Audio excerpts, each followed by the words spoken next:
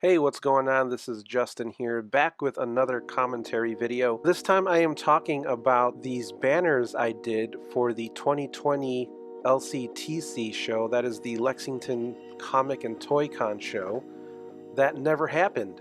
When the show was going to hit was at the height of the COVID pandemic, and it was a real shame because weeks before, the showrunners had asked me to do these banners and they were going to be like 28 feet by like 30 feet or something like that. They were huge, but they never got printed because the show got postponed, it got canceled.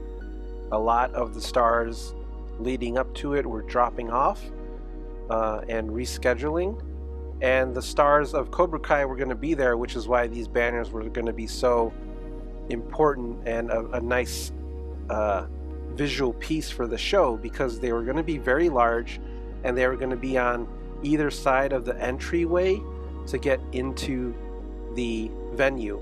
So you were going to have, when you're looking at the entrance, you were going to have William Zabka and this picture of Martin Kove as John Kreese on your left, and then on the right there was going to be Ralph Macchio doing the crane stance. So as you saw earlier, I pulled a screen cap from the very first Karate Kid movie, and then I split it in half, and it was gonna look really cool. It was gonna be like these really long banners with the stars of the Karate Kid and now Cobra Kai on either side of you, and like I was so excited to see them all blown up and excited to take pictures with them, but unfortunately COVID happened and the show got canceled, and all the art that I did for the show, because I did another piece that was a Breakfast Club inspired piece, they never got made. I was very nervous about doing art like this on a large scale, but I had just bought my iPad and I was gonna try and do the entire thing in Procreate, like really size it up. And this was one of the first paying gigs that I got where I was just going to use my iPad to do all the work. I was very nervous, but again, it was really fun to open up Procreate, try out this new program, and try out my iPad skills. And really, the program had a variety of different types of brushes to ink with, ranging from traditional pen and ink type of brushes to the more textured and stylized brushes, which you can see here. I used a texture brush for Johnny Lawrence's gi, and yeah, it was really just fun putting this together.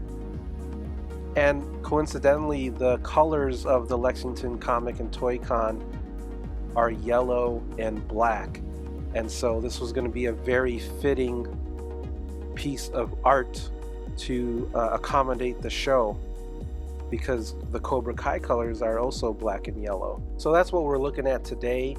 Two pieces of unused art I'm actually very proud of. I think the turnout looked really cool, and it would have been really neat to see them side by side. So let's talk about Cobra Kai, now that we're on that subject.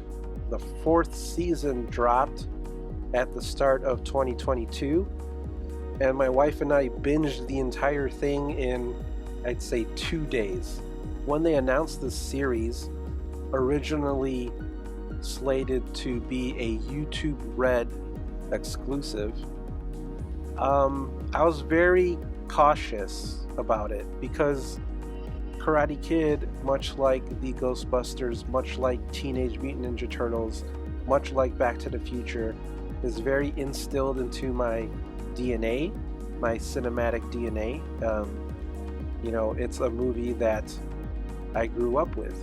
And when the series finally dropped, I was in awe. Like, the show does not need to be, or doesn't deserve to be, as good as it is. But the writers were very smart in presenting this concept and these characters and showing what happened over the last 30 years.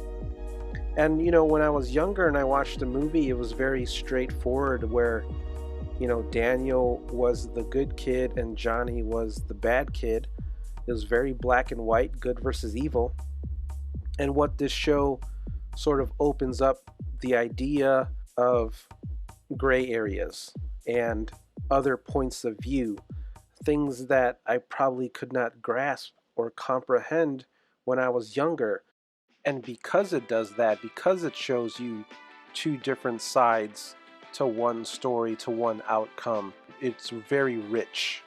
The character development, the character growth, the storylines between Daniel and Johnny, and sort of how this one event echoes through their entire family and the next generation of karate kids is amazing to watch. And you know, very surface level, the idea of a sequel series to the Karate Kid trilogy can come off very cheesy, you know, very 80s, very nostalgic.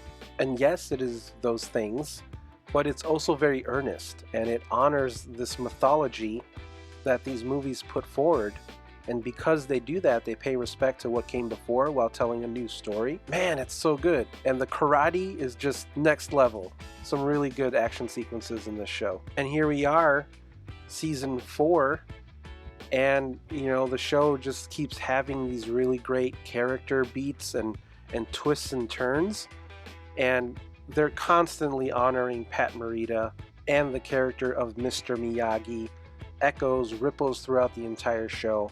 And it's very heartfelt and sincere. I was actually really lucky. I got to see, I think it was either the first 2 or the first 3 episodes of the first season of Cobra Kai in a theater with my friend Irene. It played as a double bill with the first Karate Kid.